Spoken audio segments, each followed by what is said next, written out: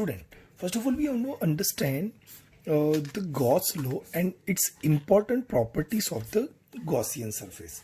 Just we have to see in the next topic where the Gaussian surface is, what is a Gaussian surface and something like of the condition. But what is a Gauss law? And Gauss law is why the Gauss law is very important for the electrostatic.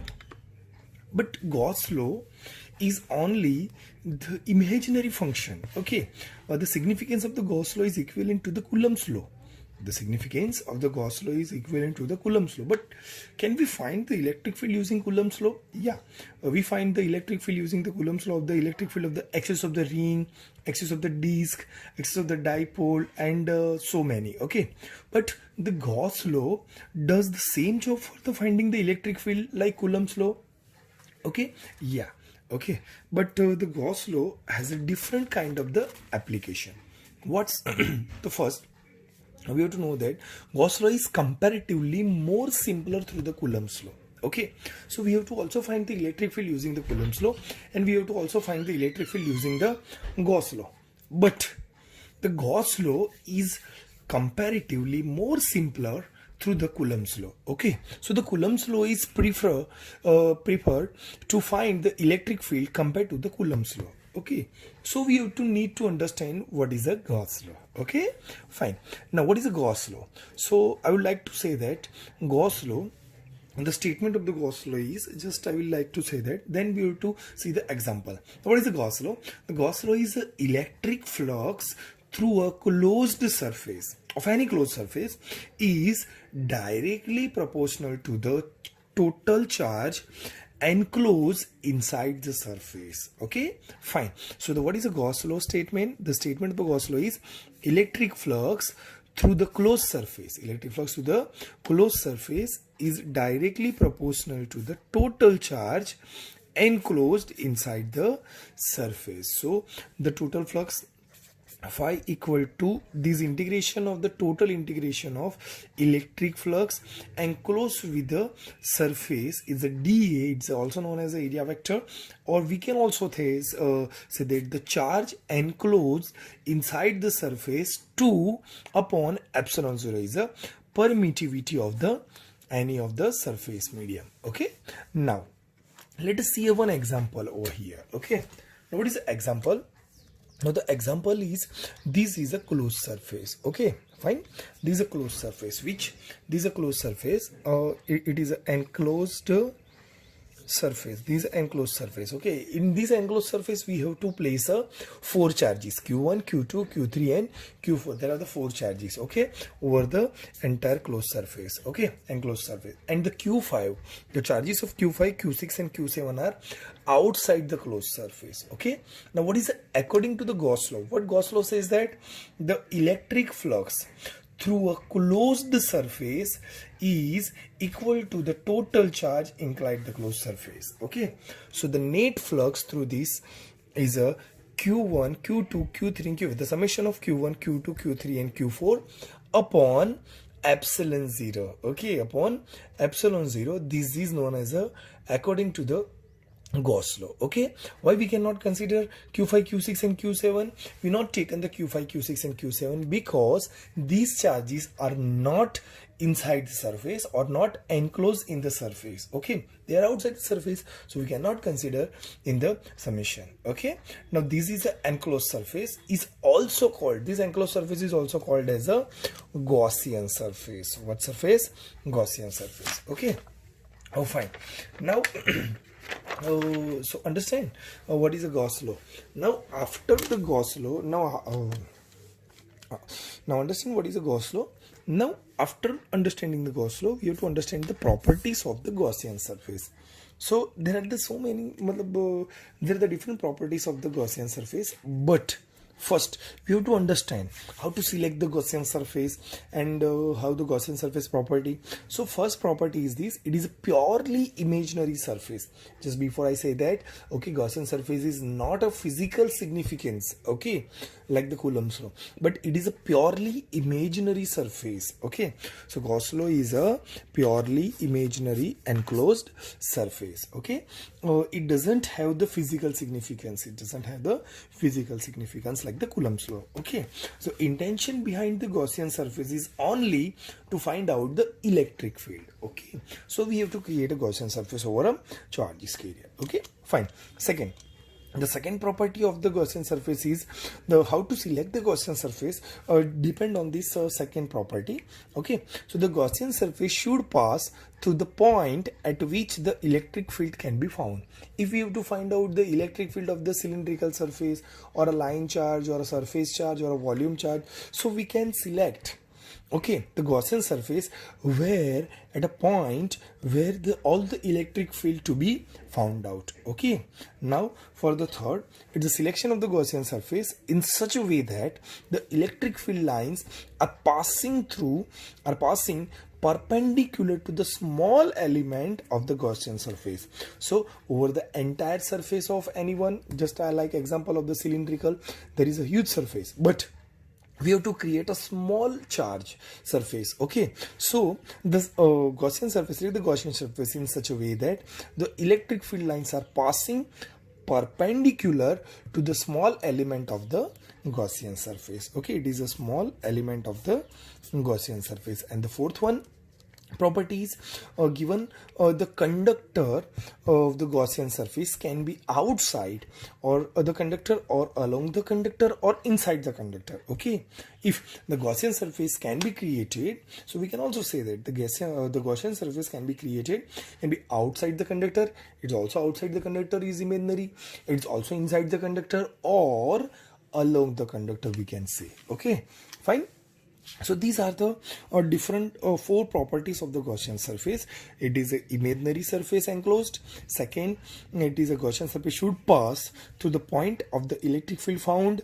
Okay. Third, the selection of the Gaussian surface is a small element of the Gaussian surface which way the electric field can pass to the perpendicular. And fourth one is the Gaussian surface can be outside the conductor, along the conductor or inside the conductor. Okay, now here some important points of the Gauss law. Okay, so the important point of the Gauss law is similar to the properties, but we can say that from the Gauss law we can say that the net flux is directly proportional to number of field lines leaving the surface minus number of field lines entering the surface. Okay, is indicating as a leaving. Okay, and E is indicating is a entering. Okay, now the number of electric field lines of leaving is greater than the number of electric field lines of entering is the number of leaving electric lines are greater than the number of entering the surface, and the net flux is positive. Okay, because only the leaving line is present, entering line is 0. Okay, so the net flux is positive. But if the leaving line is less than the number of entering lines, so this is a 0 and we consider this is 0, so this is a the net flux will be negative. But when both the leaving and entering electric lines are same, so the leaving and electric lines are same, the net flux will be 0. Okay, so this is a one, so we have to draw. This is a selection of the Gaussian surface. This is a charge, it is a positive charge, and we create this is a Gaussian surface. Either we have to create a center or whatever. Okay, or over a Gaussian surface we have to create a small surface, and this is a small element of the surface. Okay, and the electric field is always perpendicular to the surface of the dA is a area of the surface, and there is a line joining, it is a positive charge, it's positive, the electric field is outside. So the selection of the Gaussian surface, okay, what should you remember? So you remember the selection of the Gaussian surface. First, the Gaussian surface has to pass through a point at which we intend to find the electric field. Okay, the Gaussian surface has to pass through at point which we have to find out a electric field. Okay, fine. Next. Okay, second point is the electric field should pass normally, okay, through the small element of the throughout the Gaussian surface. Okay, so we have to draw a figure over here. Okay, once we have to draw a figure, this is a surface. Okay, now this is a surface. Okay, and these are small charge, okay, of the area surface, and the electric field is go outside, electric field is go outside, this is electric field, this is electric field, this is electric field, this is electric field, and this is electric field. But okay, all the electric field are through outside the surface. Okay, so when the example we have to see that, okay, what's the example? The net flux is directly proportional to the number of field lines leaving minus number of the field lines entering. In this case, all the electric field lines are leaving. In this first case, just I have to highlight over the blue line. Okay, in this case, all the electric field lines are outside the surface. Okay, so it's a leaving, so the number of entering line are 0, so number of entering lines are 0, so the net flux to the surface is positive. Okay, now simply now we have to extending these lines. Okay, now simply we have to extending these lines, okay, by over here. Now see, we have to simply extending these lines. Okay, now the extending these lines, and we have to create a imaginary Gaussian surface over here, and we have to create a imaginary Gaussian surface here. What you see, you have to see that these are the number of entering lines and these are the number of leaving lines. Okay, so what you have to see that the number of in this case, the number of electric field lines are entering to the Gaussian surface is equal to the number of field lines are leaving through the Gaussian surface. These are the leaving and these are the entering. Okay, but so according to the Gauss law, the net charge of entering and leaving are same. Okay, these three, then these three, the same, so the net flux will be 0. Okay, now the second point is, now the total flux. Now the net flux is a total flux of the electric field with respect to dA, and we can also say that it's a definition of the Gauss law. It's the electric flux through a closed surface is directly proportional to the total charge inside the closed surface. So it's a phi equal to Q inside the closed surface upon epsilon 0. Now the flux through the Gaussian surface is 0 at each and every point of the electric field is present. Therefore, electric field at a point may be 0 or may not be 0, like that. So in the Gaussian surface, this is the Gaussian surface, at each and every point, for this point, we can also highlight over another pen, barabar, for this point, for this point, for this point, for this point, for this point. Okay, so the electric field at a point may be 0 or may not be 0. Okay, so the electric field may be 0 or may not be 0, but there is no charge enclosed inside the surface. If suppose, okay, there is a no charge enclosed the surface, okay, so the net flux has to be 0. But if there is some charge inside the surface, the net flux will not be 0. Okay, now, so another property, so this is a third and this is another property. Okay, what is the property?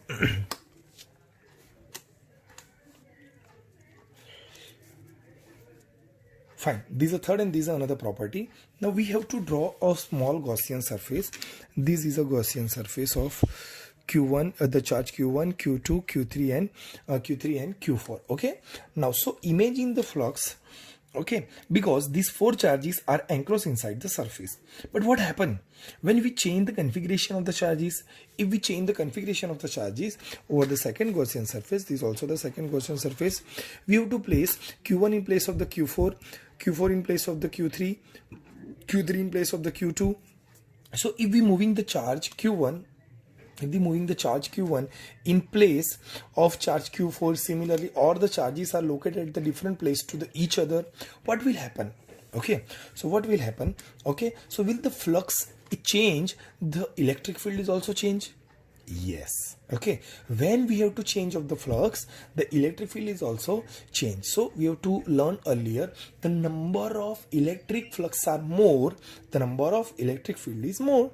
Okay, so when we change the electric flux, the electric field will be change. Okay, so the electric field at a point may change because we have changed the configuration of the charges. Okay, however, flux through the surface will remains unchanged. Okay, but if we have to change the electric field, okay, may change the configuration of the charges, but the flux through the surface will remains unchanged. Okay, remember.